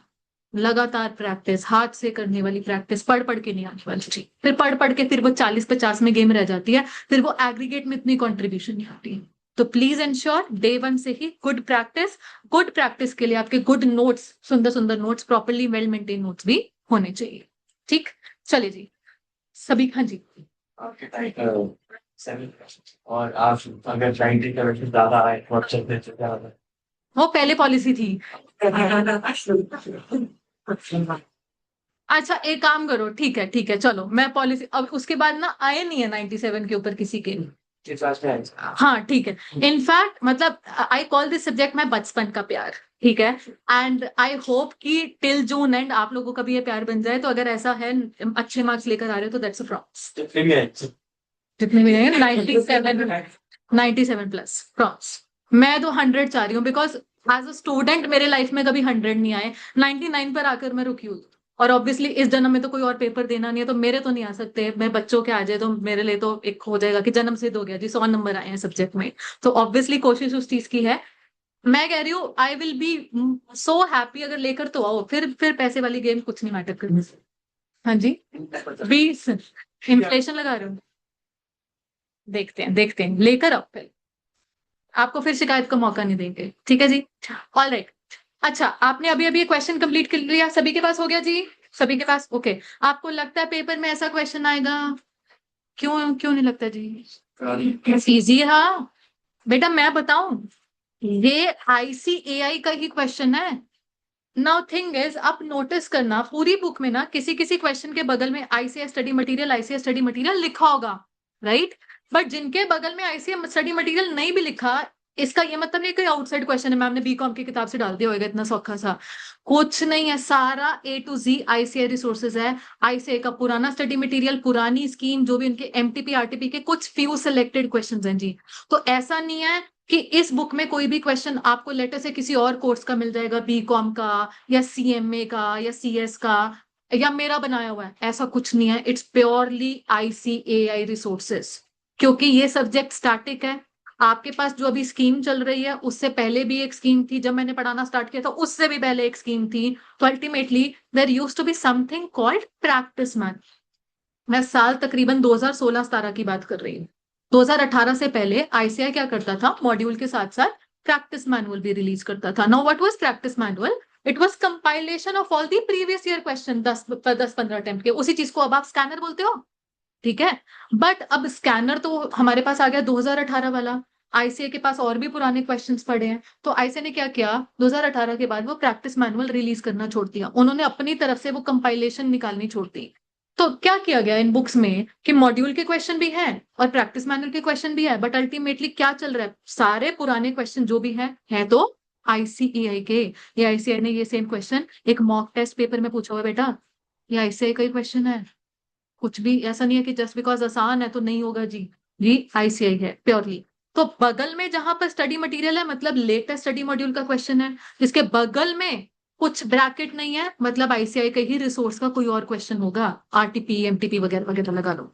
ठीक है जी, okay. Now now moving to question number 10। अब प्रॉपर ये तो मॉड्यूल का क्वेश्चन है, पढ़ते हैं। हाँ जी। Accountant of Y Limited has computed labor turnover rate for the quarter ended 31st March 2011 as 10%, 5%, and 3% respectively under flux, replacement and separation method respectively. तीन method के हिसाब से लेबर टर्नओवर रेट आपको गिवन है जी, 10, 5 और 3। If the number of workers replaced during the quarter is 30, find out the number of worker recruited and joined. बच्चे ये किस चीज का दूसरा नाम होगा? एक्सेशन का। जो लोग रिक्रूट हुए और उन्होंने ज्वाइन किया, तो इसे कंफ्यूज नहीं करना कि रिक्रूटेड से न्यू रिक्रूटमेंट जी। जी जो रिप्लेसमेंट आती है वो भी तो रिक्रूट होती है, रिक्रूट होना मतलब हायर होना, वो भी तो हायर होती है, ज्वाइन करती है वो भी। तो टोटल रिक्रूटमेंट पूछ रहे हैं। Number of workers left and discharge, separation. Number of workers in the beginning in the and पूछ रहे हैं। नहीं एवरेज से तो ठीक है। और एक नया कॉन्सेप्ट है, फिलहाल ये कॉन्सेप्ट आपका नोट्स में भी पेंडिंग था, वो मैं करवाऊंगी। But point is how will you go about it, what is the thought process, शुरू कहां से करना है कोई बच्चा? आप कह रहे हो रिप्लेसमेंट मेथड से शुरू करेंगे। अच्छा रिप्लेसमेंट मेथड, पहली बात तो शुरू क्यों करना, उसी से क्यों, उससे एवरेज वर्कर तो आ जाएगा। बट आपको कैसे पता चला रिप्लेसमेंट मेथड ही शुरू करना है? क्योंकि क्वेश्चन में सबसे ज्यादा डेटा उसी का है। रिप्लेसमेंट मेथड का बेटा जी रेट भी गिवन है कितना, 5%। और ये जो इंफॉर्मेशन है ये नंबर ऑफ वर्कर्स रिप्लेस की तो है 30, तो क्या लगाएंगे, रिप्लेसमेंट मेथड। आइए जी आइए, क्वेश्चन नंबर 10।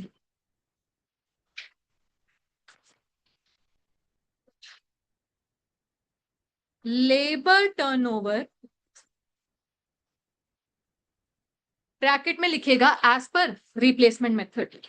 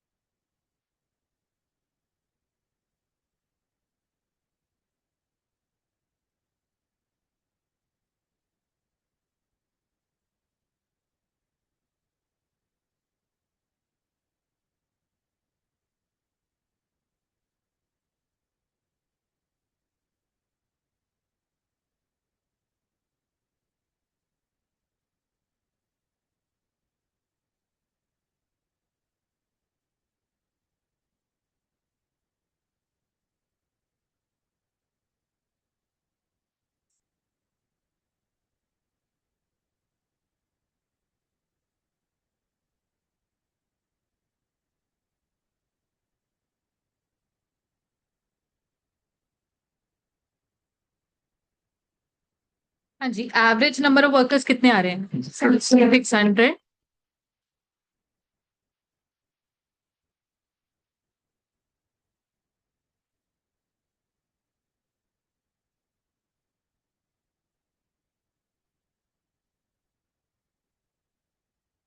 सभी के पास एवरेज नंबर ऑफ वर्कर्स आ गया।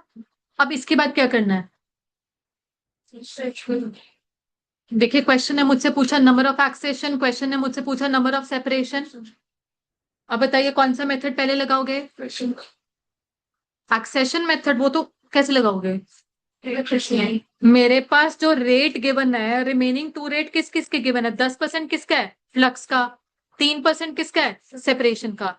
तो या तो पहले फ्लक्स लगा सकते हो या तो पहले सेपरेशन लगा सकते हो। पहले कौन सा लगाओगे? सेपरेशन। क्यों? क्योंकि फ्लक्स के न्यूमरेटर में बेटा दो चीजें आती हैं, क्या क्या? सेपरेशन और एक्सेशन। फिलहाल दोनों ही गायब है, फिलहाल दोनों ही गायब है, राइट? अकेला अकेला सेपरेशन लगा सकते हो।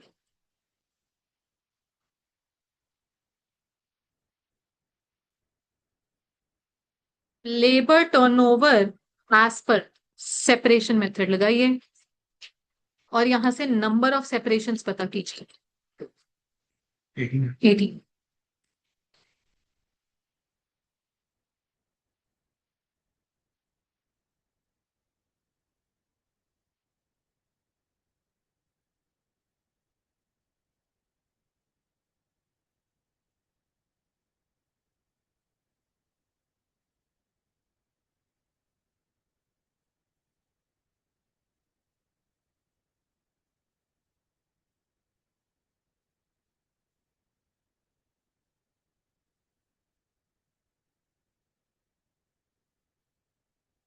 हाँ जी, number of separation 18। Now you can apply flux method.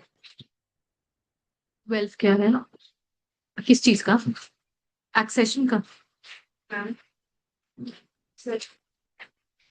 बताइए।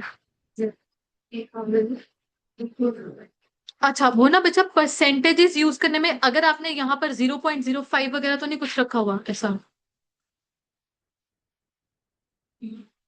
बताओ बच्चे, यही रखा? हाँ हाँ, यहाँ पर वो परसेंटेज का देखो। या तो ना हम यहाँ पर 5 की जगह अगर हम इधर लेटर से 0.05 रख रहे हैं ना, तो we will not put 100 here.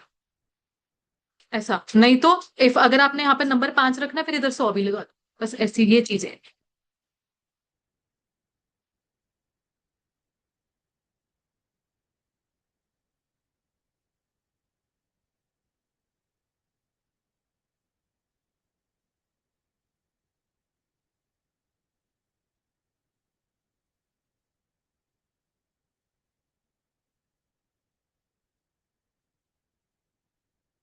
किस चीज का आंसर 42? आपने मुझे क्या आंसर बताया था? एक्सेशन का 42 ही बताया था।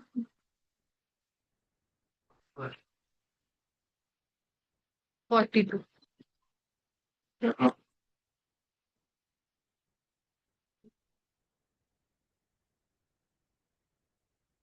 16 माइनस 18 42। आंसर तो यही है।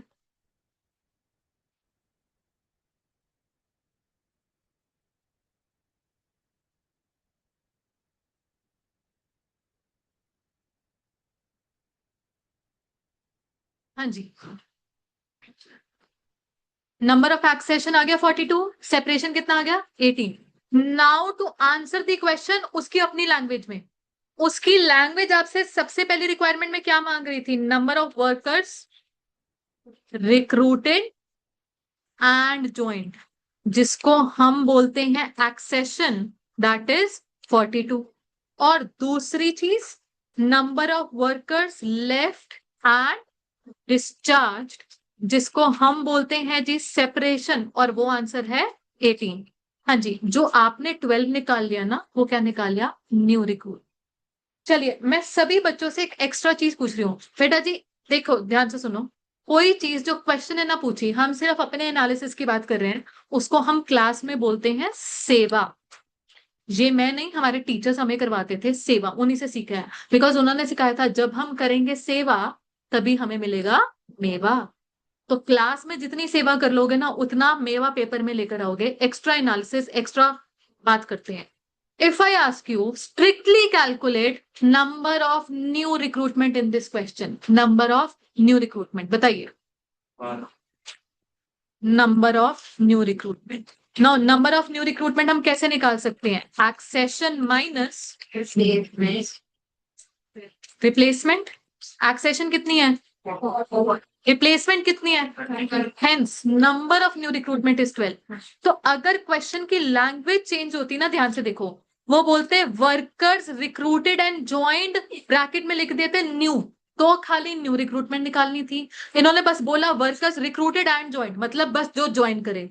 तो इसमें टोटल रिक्रूटमेंट आ जाएगी, टोटल रिक्रूटमेंट मतलब एक्सेशन आ जाएगी। ठीक है, तो जब तक क्वेश्चन सामने से वर्ड न्यू नहीं यूज करता, हमारे लिए रिक्रूटमेंट मतलब टोटल रिक्रूटमेंट ही है। ठीक है जी, ओके। नाउ अब आपने सोच के बताना है थर्ड रिक्वायरमेंट आप लोग कैसे कैलकुलेट करोगे, number of workers in the beginning and in the and. ठीक है, गो अबाउट इट, मुझे आंसर बताओ, लिख के सॉल्व करके बताओ फिर। क्या 12? 12 वर्कर्स इन द बिगिनिंग?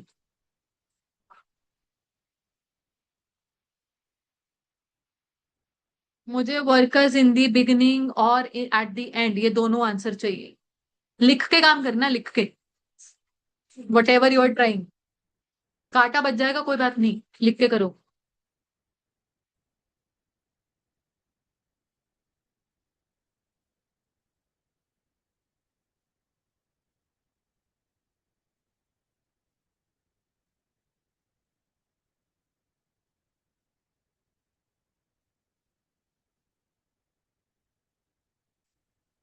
बिल्कुल ठीक है, कैसे निकाला आपने? Number of workers in the beginning x negative number of workers at the end x plus 42 minus 8. ठीक है, बिल्कुल ठीक है। आपका नाम बेटा जी? Issue. ईशु, ठीक है। ईशु ने बिल्कुल ठीक बताया, काम भी ऐसे ही करना है। Number of workers in the beginning और इन द एंड के लिए मेरे पास दो कॉन्सेप्ट चल रहे हैं, बुक में लिखे हुए हैं। एक तो यही है कि एवरेज इन दोनों का एवरेज होता है, पहली बात। मेरे पास इस क्वेश्चन में एवरेज कितना चल रहा है, 600, ठीक है। और एक दूसरा कॉन्सेप्ट जो आपका नोट था, जो मैंने आपको बताया ना, बड़ी ऑब्वियस सी चीज होती है ये वाली चीज, इसमें भी वर्कर्स इन द बिगिनिंग और एट द एंड का कॉन्सेप्ट है। So let number of workers in the beginning be x. अच्छा, इस क्वेश्चन में एक्सेशन बताना कितनी हुई, 42। इस क्वेश्चन में सेपरेशन बताना कितनी हुई, 18। Hence worker at the and कितना बन गया, x प्लस 24। और हमें पता है number of workers in the beginning और number of workers in the end का एवरेज ले लो तो वो कितना बन जाता है, 600। हेंस आपके पास x की वैल्यू आ जाएगी, क्वेश्चन सॉल्व हो जाएगा। तो आइए इस चीज को हम प्रॉपरली लिखते हैं, प्रॉपरली लिखेगा तीसरी रिक्वायरमेंट के लिए, let number of workers in beginning be x।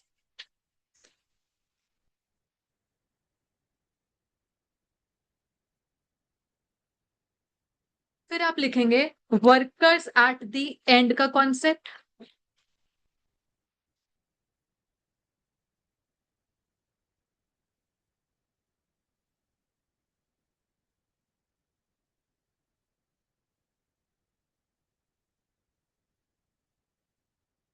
Workers at beginning plus accession minus separation, x plus 42 minus 18 कितना हो गया जी, x plus 24।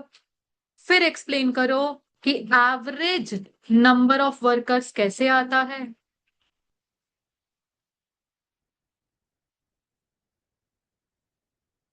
Workers at beginning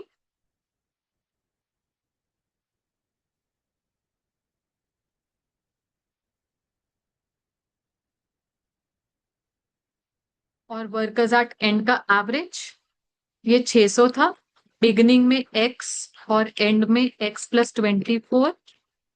तो मेरे पास इक्वेशन बन गई और इक्वेशन को सॉल्व कीजिए। हाँ जी, 588।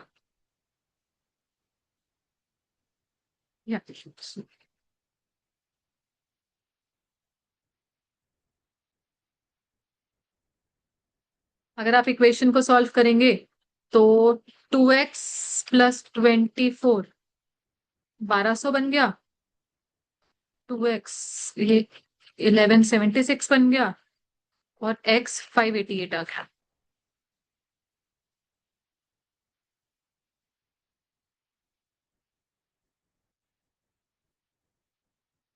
इक्वेशन तो सॉल्व करनी आती है ना, मैथ्स, बेसिक मैथ्स तो इतनी तो आती है, नहीं भी आती है तो बता देना, इक्वेशन सॉल्व करनी भी सिखा देंगे।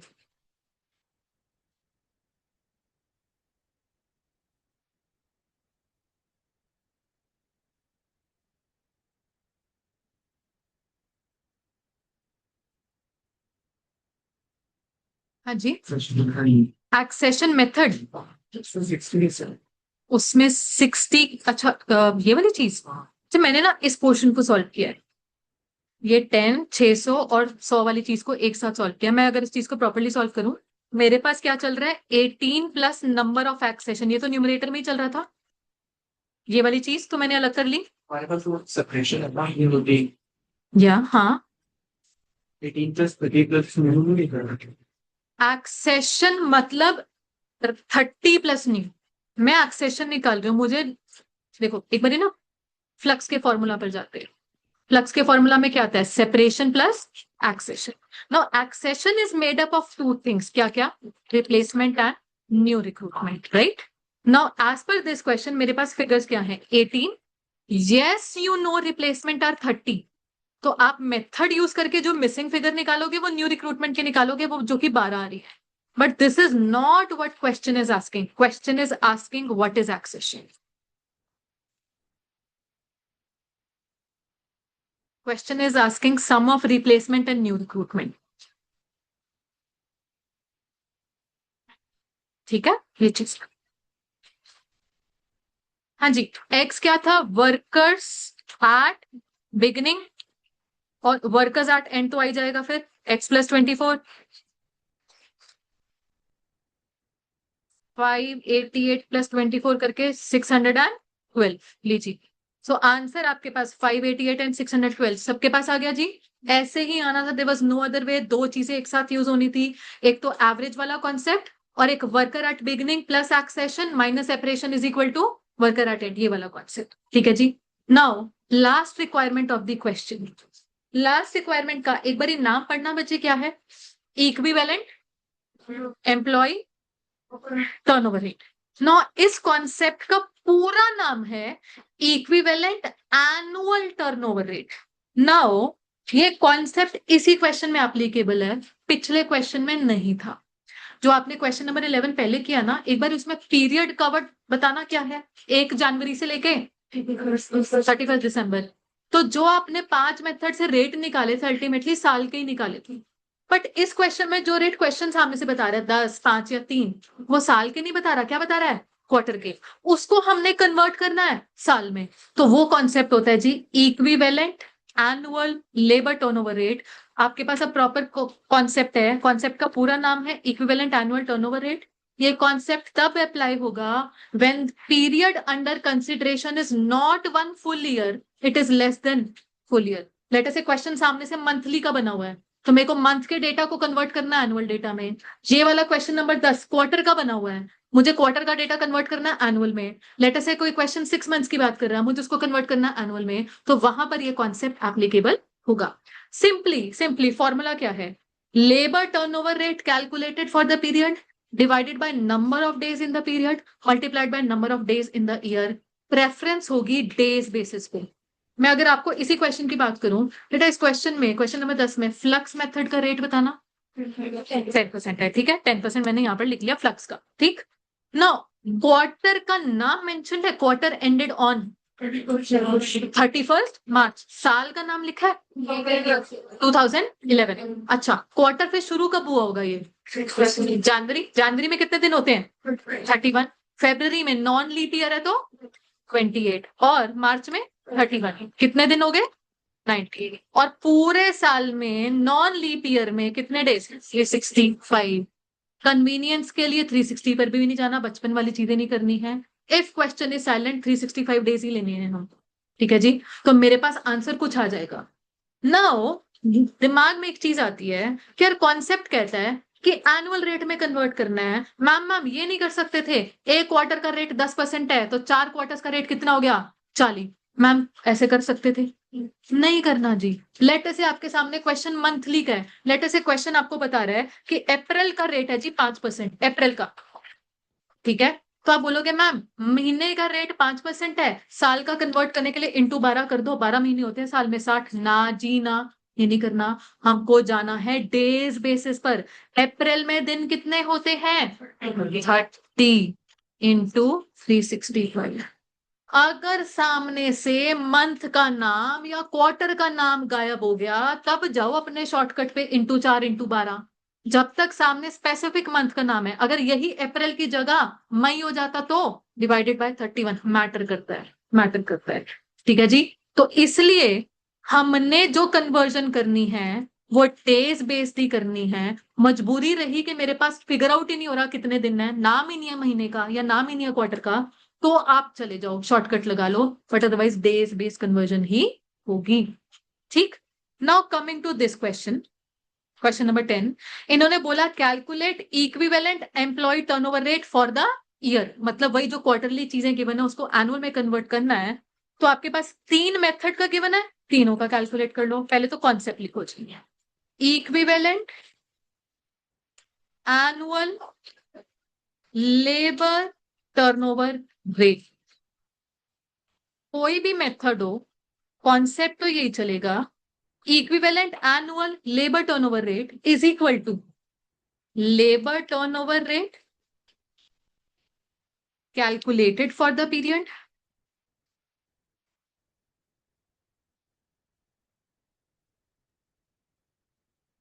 labor turnover rate calculated for the period divided by days in the period into days in the year। चलिए जी, अब क्वेश्चन में सामने से तीन मेथड का है, तो सबसे पहले लगा लो चलो फ्लक्स मेथड। फ्लक्स मेथड का रेट कितना गिवन है? 10। 10 divided by number of days, 31 plus 28 plus 31 that is 90 into 365। ये दो डेसिमल प्लेस तक मुझे बता देना। 40.55, 55 या 56 कर लो, कोई दिक्कत नहीं है। 40.55 या 56। फिर आपके पास और कौन सा मेथड गिवन है? रिप्लेसमेंट। रिप्लेसमेंट में 5% गिवन है, 5% डिवाइडेड बाय 90 इंटू 365, 20.27। और फिर उसके बाद सेपरेशन मेथड है 3%। चलिए बताइए ये 12.16 के बाद, तो 12.16 या 17 कर सकते हो, चलेगा। 12.16 या 17, ये तीनों आंसर्स आपके सामने हैं, कंप्लीट कर लीजिए। This is what is called equivalent annual turnover rate. किसी को कोई दिक्कत कोई परेशानी हो इस कॉन्सेप्ट में तो बताइए प्लीज।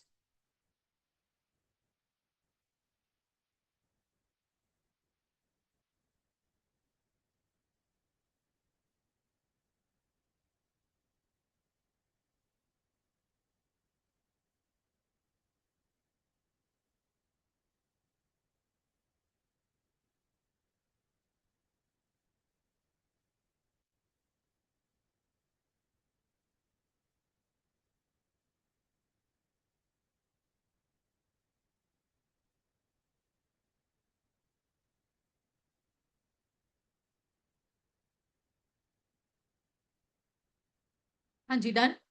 चलिए, ऐसा है अभी स्कैनर्स नहीं आए हैं, पर जब भी आएंगे हम इस चैप्टर को पिक करेंगे तो वहां पर ना ऐसा ही एक सिमिलर क्वेश्चन है जहां पर उन्होंने इक्विवेलेंट का आंसर ऑल्टरनेटिव भी दिया हुआ है कि हाँ क्वार्टर की बात है तो इंटू 4 कर लो और करके। बेटा नहीं करना, नहीं करना, क्योंकि आईसीआई खुद ही अपने सजेस्टेड आंसर रिलीज करते वक्त टिकता नहीं है। मैं आपको बताती हूँ, मई 2018 के, मोस्ट लाइकली मई 2018 ही था कि जिसमें ऐसा ही एक क्वेश्चन आया। और फिर बच्चे बच्चे का वैसे रिजल्ट क्लियर नहीं था, बट कॉस्ट अकाउंटिंग में उसके 50s में नंबर थे, बट स्टिल उसने बोल दिया कि मैम मुझे तो एग्जामिशन की उम्मीद थी, सर्टिफाइड कॉपी मंगवा ली और मुझे भेजी। तो उसमें उन्होंने ऐसे ही किया हुआ था, शायद मंथ वाला क्वेश्चन था तो इंटू 12 कर दिया उन्होंने, और आईसीआई ने उसमें कट किए हुए हैं, मार्क्स डिडक्ट किए हुए हैं, क्योंकि उनको क्या चाहिए? Days based conversion. तो आप भले ही किसी भी सजेस्टेड आंसर में ऑल्टरनेटिव देख लो जी, अगर मेरा कॉन्सेप्ट कहता है डेज बेस्ड फॉर्मूला है तो है, क्योंकि आईसीआई किसी किसी सजेस्टेड आंसर में कर भी देता है, बट हर एक में भी नहीं कर रहा होगा, वो तो खुद ही नहीं टिकते हैं। बट उनके मॉड्यूल में ओरिजिनल फॉर्मूला किस पर बेस्ड है? डेज पर। इट्स नेवर मंथली कन्वर्जन और क्वार्टरली कन्वर्जन। ठीक है जी। तो ये चीज फिक्स रखनी है, हमको बहकावे में नहीं आना है कि स्कैनर में ऑल्टरनेटिव भी दिया होगा जी। आपको यहां पर बताया गया डेज है तो डेज ही है। ठीक। Alright, moving ahead please. एक क्वेश्चन अब फुल फ्लेजेडली आप लोग सॉल्व करके बताएंगे। 10th हो गया, 12th हो गया, अभी 12th नहीं। Question number 13 please, question number 13। Reading आपकी, एग्जीक्यूशन आपकी। Last question for this session.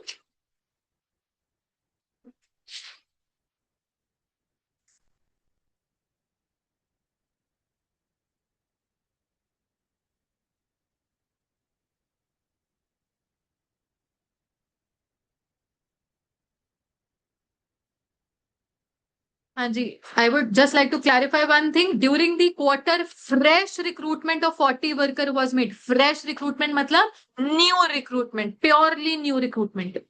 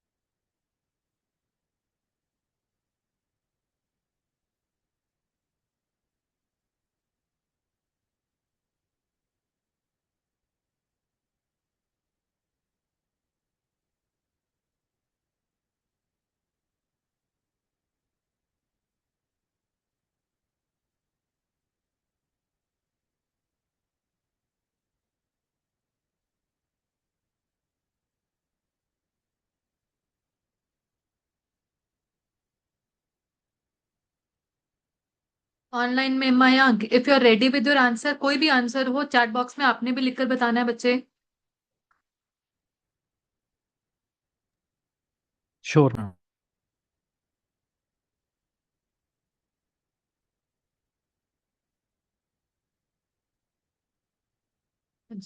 Ready with your answer, separation का आंसर, फाइनल आंसर। हाँ जी। Rate rate labour turnover as per separation में 5%, और फ्लक्स मेथड में 12। आपका नाम है सर? चेतन।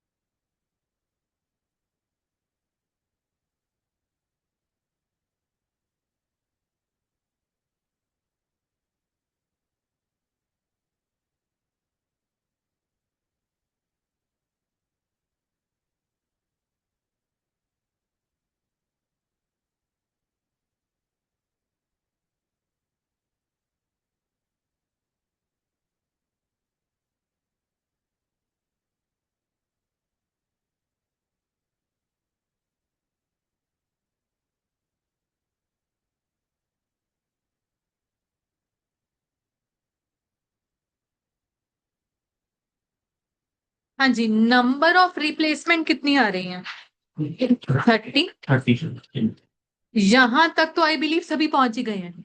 अब इसके बाद काम क्या कर सकते हैं, ध्यान से देखिए। क्वेश्चन आपको सामने से क्या बता रहा है? Number of new recruitment. तो रिप्लेसमेंट और मयंक, नंबर ऑफ सेपरेशन 2 और फ्लक्स, नहीं नहीं नहीं नहीं, मैं आपको करेक्शन करवा देती हूँ। देखिएगा, नंबर ऑफ रिप्लेसमेंट और नंबर ऑफ न्यू रिक्रूटमेंट जोड़कर क्या आने वाला है? Number of accession, number of replacement plus number of new recruitment.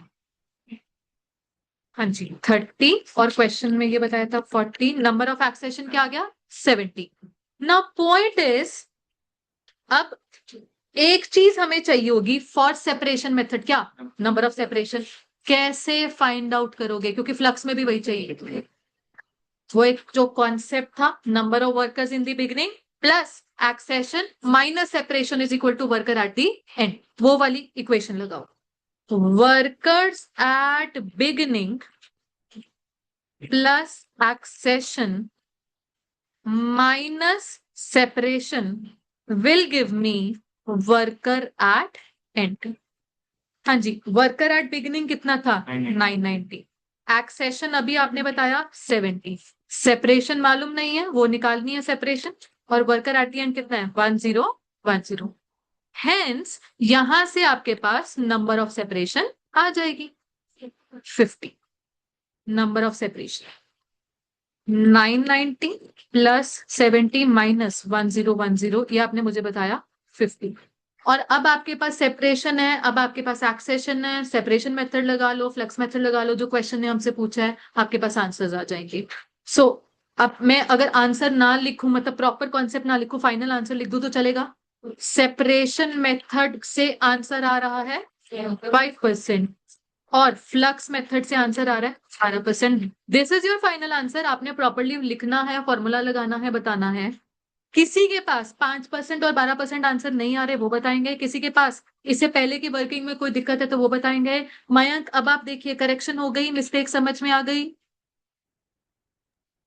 Yes ma'am. ठीक है जी, कंप्लीट कीजिए। That is it for today's cost and management accounting discussion. फिलहाल कोई होमवर्क नहीं है, आपने बस घर से ये कॉन्सेप्ट रिवाइज करके आना है। व्हाट इज लेबर टर्नओवर की definition, how do we measure it, जो 2-3 क्वेश्चंस आज के बस वो रिकॉल करने हैं, दैट्स इट।